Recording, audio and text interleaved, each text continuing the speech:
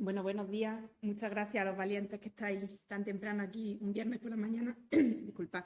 Gracias a mis compañeros por contar conmigo un año más. Espero estar a la altura de mis compañeros ponentes de esta mesa. Y lo peor de esta charla es que el tema casi que lo elegí yo, porque la adenomiosis es un tema que me resulta muy atrayente desde el punto de vista de que todos en consulta nos encontramos a veces con adenomiosis que no sabemos cómo manejar. Entonces dije, venga, pues es el momento de pararme, estudiarme esto, revisarlo y seguro que hay algo que se me está escapando. Y lo que no sabía es que me estaba metiendo en un berenjenal importante y ahora veréis por qué lo farragoso que ha sido para mí hacer esta presentación. Espero transmitiros que no sea muy tedioso para vosotros.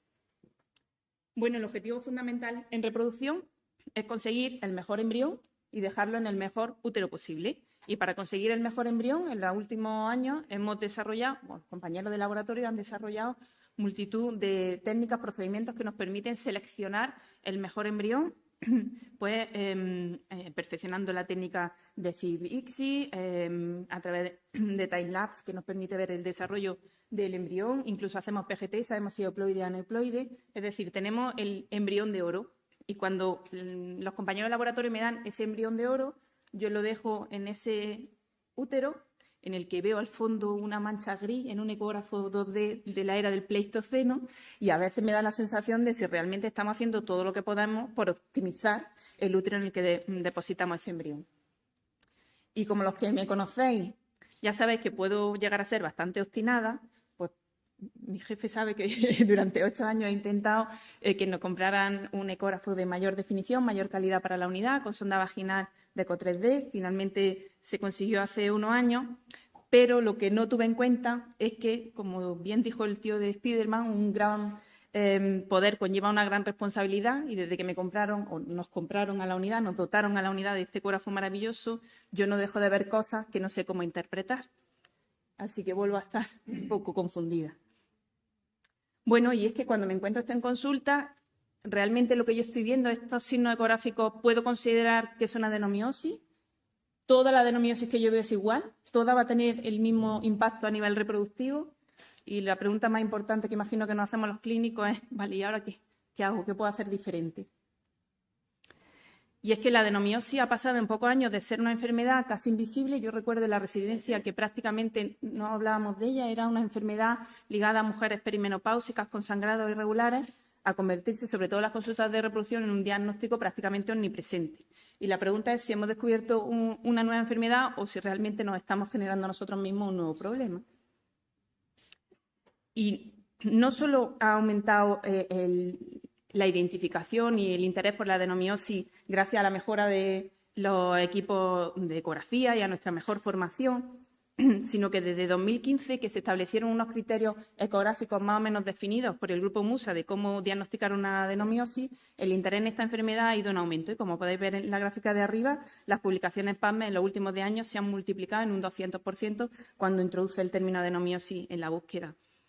Y además de esta mejora en el rendimiento diagnóstico, yo creo que parte del interés en la adenomiosis es que realmente en los últimos 10 años, y estos son datos del último registro de la Sociedad Española de Fertilidad, las tasas de embarazo están bastante estables. Es decir, hemos optimizado en los primeros años de fecundación in vitro muchísimo las tasas de éxito, yo creo que en gran parte gracias a estas mejoras en el laboratorio, pero a nivel de resultados llevamos como una tendencia estable en los últimos años y entonces estamos intentando ver qué podemos cambiar para mejorar estas tasas y pensamos que profundizar en la salud uterina, como bien dice esta mesa redonda, puede tener su interés. Por eso el impacto de esta enfermedad.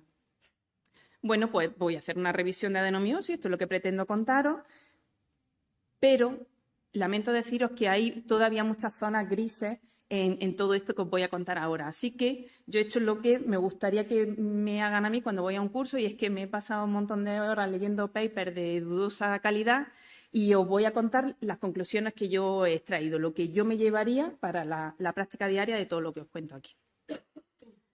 Con respecto a la definición, pues esta enfermedad, esta patología, la adenomiosis, fue definida por Bert en la década de los 70 y la verdad que acuñó un término para el que no se quebró mucho la cabeza. Utilizó estos dos conceptos griegos, adenos, glándula, mío, músculo, o sea, glándula en el músculo, y configuró el término adenomiosis, no tiene mucha más vuelta, y es la identificación de al menos un foco, entendido por un conjunto de glándulas y estroma endometrial, en el interior, en el espesor del miometrio. Y eso va a generar una hipertrofia, una hiperplasia de las células musculares que hay alrededor. Claro, como tiene que estar en el espesor del miometrio, tiene que estar alejado de la basal del endometrio. ¿Cuánto de alejado? Pues depende. Algunos patólogos dicen que 1 milímetro, otros dicen que 2, otros dicen que 2,5, otros dicen que un campo de gran aumento. Parece que hay cierto consenso que sea al menos a 2,5 milímetros. Y luego lo que sí he encontrado en la literatura es que, claro, la mayoría de los diagnósticos, sobre todo al inicio de adenomiosis, se hacían en bloques de histerectomías de estas pacientes que os comentaba perimenopáusicas con sangrado. Y dependiendo de si hacían más o menos cortes en esa pieza de histerectomía, el diagnóstico de adenomiosis podía oscilar entre el 1 al 70% de la histerectomía. Claro, cuando hago más cortes es más fácil que me acabe encontrando al menos un foco. Entonces, el gold estándar del diagnóstico, que toda la vida nos han dicho que es la presencia de esta glándula en el miometrio, es decir, el diagnóstico anatomopatológico, tampoco es que tenga un consenso claro, ya vamos mal. Ni siquiera tenemos clara la definición de la enfermedad. Prevalencia. Bueno, pues claro, si no tenemos claro qué enfermedad estamos buscando, ¿cómo vamos a saber qué prevalencia tiene la enfermedad? Y os traigo aquí algunos ejemplos para que veáis las cifras tan oscilantes que hay a este respecto. Mujeres sanas, 1%, dice el estudio que os presento arriba. Cuando entran a una consulta de ginecología por cualquier motivo de consulta, alteración del sangrado, prurito, esterilidad, pues si hago una búsqueda rutinaria en todas estas pacientes, un 20%. Si son pacientes infértiles, un 25%. Y si son mujeres sintomáticas desde el punto de vista de que tienen dolor o alteraciones del sangrado, un 35%. Más o menos, porque quedéis con un dato, parece que hay cierto consenso en que podría estar presente en 1/3 de las mujeres sintomáticas. Y como por síntomas también entendemos la infertilidad, pues más o menos en 30-35% de las pacientes que vemos a diario en las consultas de una unidad de reproducción pueden tener signos o pueden padecer una adenomiosis. Y resalto la de abajo porque me gustó el título de este artículo, que pone que es tiempo de que repensemos si lo que sabíamos hasta el momento de la adenomiosis es realmente cierto o no. Eso es lo que os quiero contar a continuación. Hay muchas teorías, esto pasa como con la endometriosis, muchísimas teorías de por qué se forma la adenomiosis. Pero la más extendida es esta teoría TIAR de daño tisular y reparación, y es que entiende que se está produciendo un daño permanente, repetitivo, con cada menstruación en el útero, que eso va a generar fenómenos de hipoxia tisular, de necrosis, que van a dar lugar a que esa zona de unión entre el endometrio y el miometrio se pueda ver alterada, es decir, no es una barrera fija, sino que empieza a haber gap en esa unión, y a través de esos gaps se imaginan los fragmentos de la basal del endometrio. Así que es fácil entender que a más edad de la mujer, más menstruaciones, más veces ocurre este ciclo y más probable es una adenomiosis. Y también es fácil entender que todo lo que pueda suponer un daño físico o mecánico a esa unión entre el endometrio y el miometrio también va a favorecer la aparición de una adenomiosis. Hasta aquí bien. Y con ese concepto decimos, bueno, pues ¿qué factores de riesgo están descritos en la literatura? Os pongo de más probable a menos probable. Los factores de riesgo que están bien documentados y que sabemos que se relacionan con adenomiosis son, pues, edad, multiparidad, cirugía uterina como cesárea, miomectomía y también sangrado menstrual abundante. Si aparece esto, es más probable que la mujer tenga una adenomiosis. Como rango intermedio os pongo el tamoxifeno, que ya sabéis que es un fármaco antagonista a nivel de la mama, pero agonista a nivel del estrógeno, y por ese principio es razonable que pueda potenciar ciertos focos de adenomiosis en la mujer que lo toma. Y abajo os pongo el consumo de antidepresivos, que pueden generar un aumento de la prolactina, y la prolactina tiene un efecto mitógeno, aumenta la proliferación de las células del músculo liso y por tanto podría empeorar una adenomiosis. Tiene cierta plausibilidad biológica que esto sea así en las mujeres con depresión en tratamiento con antidepresivos. Y ya al final del todo os pongo el tabaco, que clásicamente se pensaba que era un factor de riesgo, pero en las últimas revisiones parece que no tiene ninguna relación. Las mujeres fumadoras no tienen más adenomiosis que las que no fuman. Y el embarazo ectópico se considera un factor de riesgo de desarrollo de adenomiosis, pero realmente yo creo que es al revés, que una mujer con adenomiosis es más fácil que tenga una alteración en la contractilidad que la pueda hacer más candidata, sobre todo después de un tratamiento de reproducción, a una gestación tubárica. Bueno, y con todo esto, los conceptos que quiero que os quedéis es, hemos entendido que a más tiempo, a más menstruaciones, más riesgo de adenomiosis, y a más daño uterino, más adenomiosis. Y el concepto que yo quiero introducir aquí es que puede ser que la adenomiosis sea la expresión de las arrugas, de las cicatrices de un útero que ha sido dañado de manera repetitiva a lo largo de la vida reproductiva. Esta es la teoría. La adenomiosis no es una enfermedad primaria del útero, sino la expresión del paso del tiempo, el envejecimiento uterino. Y todo esto favorecido por una situación de hiperestrogenismo, pues igual que el tabaco genera una inflamación crónica que hace que las personas que fumen envejezcan un poco peor, pues el hiperestrogenismo es similar. Esos niveles altos de estrógenos pueden generar una inflamación que hagan que el útero envejezca un poco peor, y además hay un sustrato de susceptibilidad individual que hace que sea más favorable ciertas mujeres a ese envejecimiento uterino que otras, igual que mi abuela no tenía ninguna arruga con 70 años y yo sí las tengo, algo debe de haber de genética. Bueno, ¿y por qué toda la vida la hemos considerado una enfermedad, adenomiosis, enfermedad benigna del útero?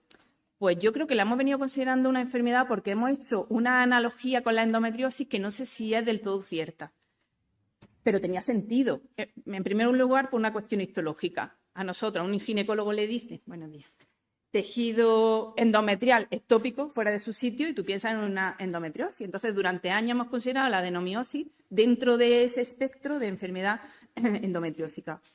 También por una cuestión hormonal. Todo lo que suponga un aumento de los estrógenos va a favorecer el desarrollo de endometriosis, pero también, como acabamos de decir, el desarrollo de adenomiosis. Por tanto, van a compartir ese espectro.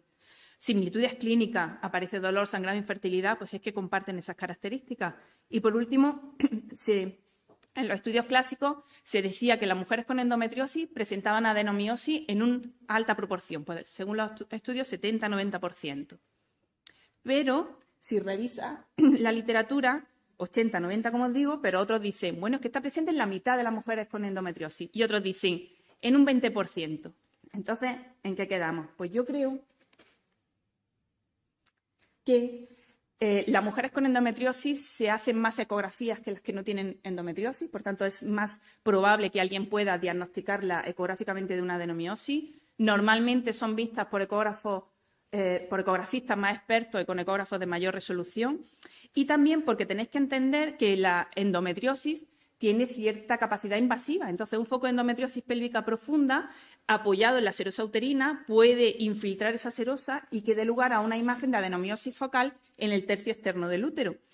Y eso aparece hasta en el 70% de las mujeres con endometriosis pélvica profunda. Pero la adenomiosis interna, la que nos afecta a los que hacemos reproducción, la que está cerca de la basal, aparece en torno al 30% de las mujeres con endometriosis, exactamente igual que en la población general, la prevalencia que os dije antes. Entonces, tenemos bastante peso para, en el momento actual, decir que la adenomiosis y la endometriosis son entidades independientes. La última guía así lo pone, no tienen nada que ver una con la otra. Lo siento, pero hemos venido arrastrando esto durante las últimas décadas y no tiene sentido biológico. ¿Cómo diagnosticamos una adenomiosis? Fundamentalmente por la clínica, os he dicho antes, dolor, sangrado, infertilidad, y en segundo lugar por las pruebas de imagen. ¿Con qué prueba de imagen tengo que diagnosticar una adenomiosis? Pues en esto sí hay consenso. Todas las guías dicen que la prueba complementaria de elección va a ser la ecografía transvaginal en 2 dimensiones, que es algo que todos tenemos disponible en la consulta y que va a ofrecer un rendimiento diagnóstico similar a la resonancia con un menor coste y mayor accesibilidad. Así que en esto no hay duda.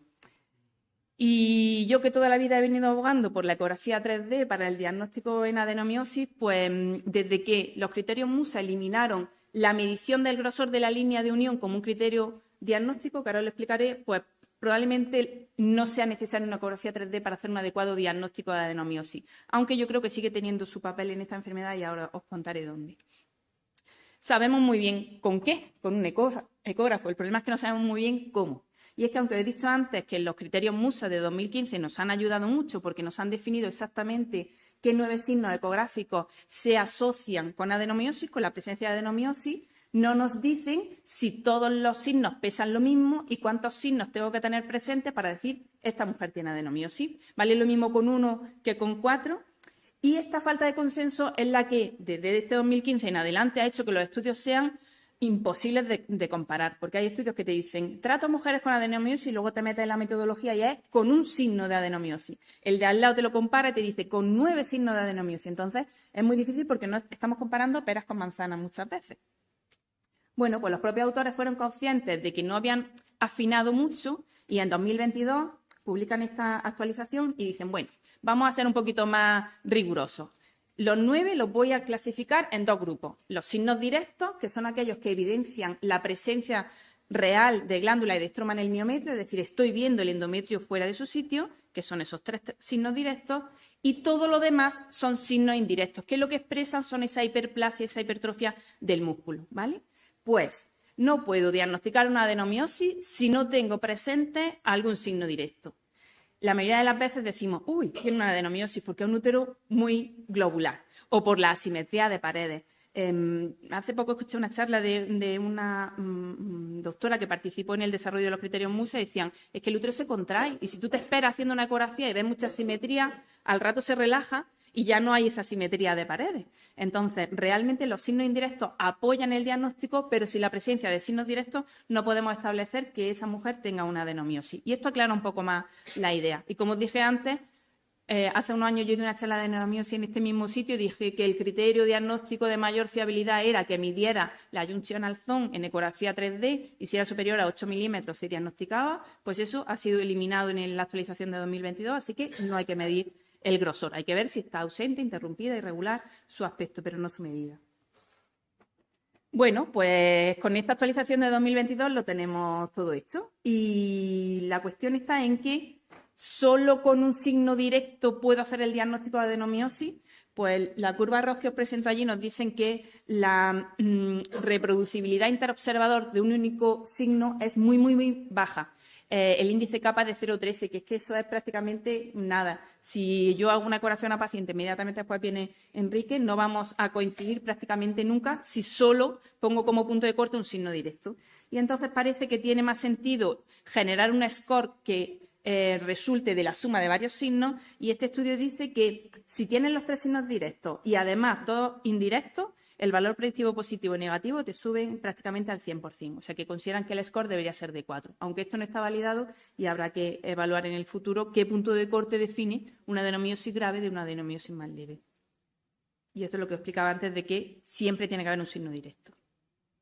Bueno, la siguiente pregunta es si la presencia de adenomiosis va a afectar a la posibilidad de quedarme embarazada o va a aumentar el riesgo de aborto posterior. Bueno, pues siento deciros que no existe absolutamente ningún estudio que haya analizado esto en el ser humano. Sí en el mono babuino, pero en el ser humano no lo hay, ¿vale? Y, por tanto, tampoco hay ningún estudio de si hay algún tratamiento previo que pueda mejorar el pronóstico de las pacientes con adenomiosis que vayan a iniciar la búsqueda de embarazo. Y a mí esto tengo que reconocer que me da un poco de coraje porque en la última guía de la R de 2022 del manejo del aborto recurrente te dicen cada vez hay más pruebas que demuestran que la adenomiosis está asociada con la pérdida del embarazo. Así que haz algo. Pero no te dice qué. Entonces tú a veces tienes una pareja que no tiene una esterilidad, pero lo que tiene es una infertilidad después de 2 o 3 abortos. Lo único que ve es adenomiosis, pero no hay ningún estudio que te avale ningún tratamiento que sea eficaz en estas pacientes. Bueno, pues al que le gusten las investigaciones y las publicaciones, esto es un sitio donde habría que investigar y creo que puede ser relativamente fácil. Bueno, lo que sí sabemos es que está vinculado a peor embarazo, a mayor complicaciones durante el embarazo y el parto. Y la evidencia es fuerte en este sentido. La presencia de adenomiosis aumenta el riesgo de parto pretérmino, de parto mediante cesárea, de anomalías de la estática fetal, de hemorragia ante o posparto y también de anomalías de la placentación que puedan dar lugar a problemas en el crecimiento del feto como una restricción del crecimiento intrauterino. Bueno, pues tiene sentido. Un útero más viejo probablemente sea un útero menos funcional y probablemente tenga mayor dificultad a la hora del desarrollo del embarazo y el parto. Nos vamos del escenario de fertilidad natural, si me paso me decís, y vamos al escenario que nos ocupa, que es si tengo una paciente con adenomiosis, voy a hacer un tratamiento de fecundación in vitro, si el tener esa adenomiosis me va a empeorar el resultado. En los últimos 10 años se han publicado 6 metaanálisis al respecto, no quiero que lo leáis. El resumen es que la presencia de adenomiosis reduce en un 40% la probabilidad de embarazo cuando hago una fecundación in vitro. Pero es que si se embaraza, tiene el doble de riesgo de abortar que una mujer de su misma edad sin adenomiosis. Son como datos muy impactantes. Bueno, y cuando revisamos un poquito más la literatura nos dice que si cambiamos el protocolo de estimulación de un agonista corto, un antagonista, a un ultra largo, pues que estas diferencias observadas en la tasa de recién nacido vivo podrían amortiguarse. Y yo me pregunto, en esa mujer que yo he identificado una adenomiosis antes del ciclo, ¿Hay algo que me pueda permitir predecir que va a ir especialmente mal? Es decir, ¿hay alguna adenomiosis que me tengan que preocupar especialmente cuando voy a hacer una fecundación in vitro? Pues probablemente aquellas que condicionen un mayor volumen uterino, porque serán adenomiosis difusas más severas.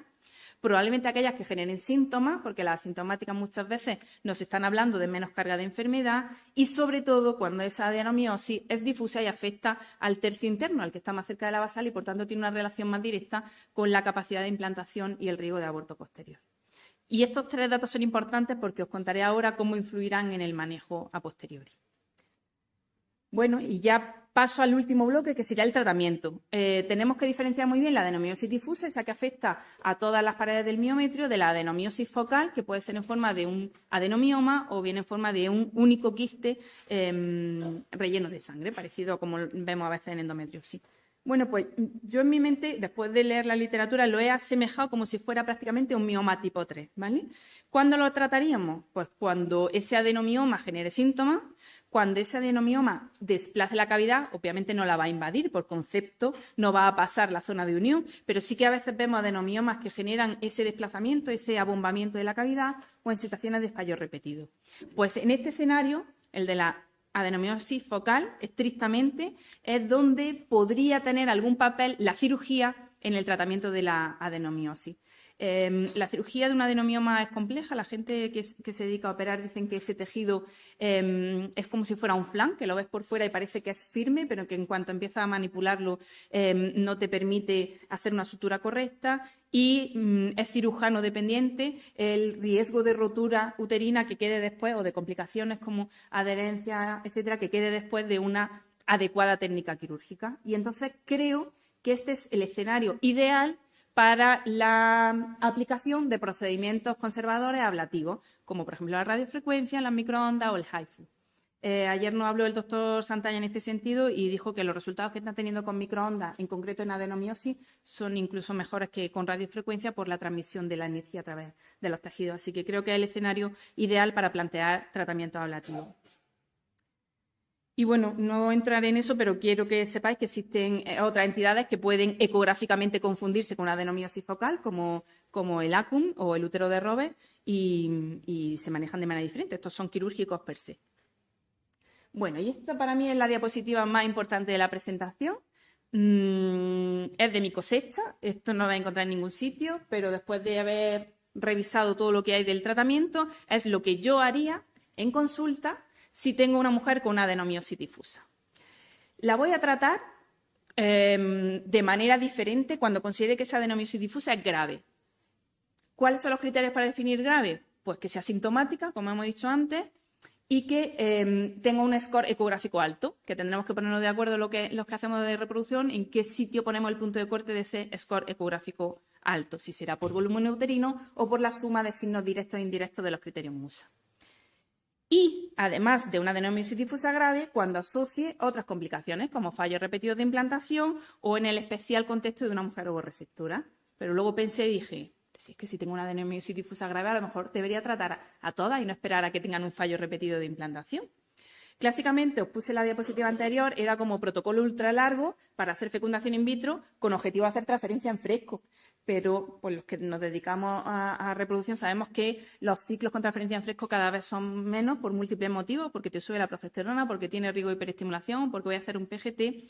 Entonces, en este perfil de pacientes tiene sentido apoyar el ciclo segmentado. Primero estimulo, genero los embriones, hago un frisol y después prepararé ese útero envejecido para que esté en las mejores condiciones posibles de cara a la transferencia. Así que cuando he decidido que voy a tratar una adenomiosis difusa grave, hago el ciclo, hago un frisol y a partir de ahí pongo un pretratamiento antes de la transferencia durante 3 meses. Y el dato numérico es importante porque toda la vida hemos dicho 3-6 meses, pero la mayoría de las guías recientes dicen que con 3 meses ya debes de ver el resultado en la mayor parte de las ocasiones. ¿Con qué? Pues con lo que hay más experiencia son con los agonistas de la GnRH, pongo 3 dosis. Pero también hay un artículo publicado muy bien hecho, prospectivo, donde lo que hacen es poner un DIU de levonorgestrel igualmente y reevalúan a los 3 meses. Y creo que en el futuro este va a ser el marco de acción de los antagonistas de la GnRH, que como sabéis se administran por vía oral, dan lugar a una situación de hipoestrogenismo muy rápido y muy brusca y nos va a dar lugar, yo creo, a buenos resultados en este sentido. En concreto, usaríamos el Inzagoli de 200. Y a los 3 meses debo de evaluar si ha habido respuesta al tratamiento, porque no siempre hay respuesta al tratamiento. ¿Cómo voy a evaluar si ha habido respuesta al tratamiento? Pues si yo considero que una adenomiosis era grave porque tenía un volumen uterino muy alto y habrá que definir por encima de cuántos centímetros cúbicos un volumen uterino muy alto, pues tengo que ver que ese pretratamiento de 3 meses me haya reducido el volumen. Y también tendré que ver cuál es el volumen de mi cavidad endometrial previo y posterior. Y otra manera de evaluar si la respuesta al tratamiento ha sido adecuada es midiendo niveles de estrógenos séricos, que deben de estar muy suprimidos y no siempre lo están en estas pacientes. Y aquí es donde os decía que creo que la ecografía 3D sigue teniendo un papel en el manejo de la adenomiosis, porque nos va a permitir discriminar qué mujeres han respondido adecuadamente a este pretratamiento de 3 meses y cuáles no. Si han respondido, ya voy a preparación endometrial para criotransferencia, que puede ser en ciclo sustituido o natural. Si no han respondido, debería de añadir una segunda línea de tratamiento. Y aquí puede tener sentido utilizar otro fármaco que por vías diferentes haga lo mismo, reducir niveles de estrógeno. Y hay un artículo de Cozzolino publicado hace 1 año y medio que nos llamó mucho la atención a todos porque habló sobre el uso del letrozol, inhibidores de la aromatasa. En concreto, él usa 2,5 miligramos cada 12 horas durante 21 días, que lo añade a los agonistas de la GnRH, y en mujeres que venían 3 meses poniéndose agonistas y cuando mide los niveles de estrógeno están muy altos, en 80, en 100, en 120, cuando pone estos 21 días de letrozol, le bajan los estrógenos por debajo de 5, las transfiere y tiene una tasa de embarazo del 100%. Claro, esto es maravilloso. Cuando lo lees detenidamente es un case report de 4 pacientes.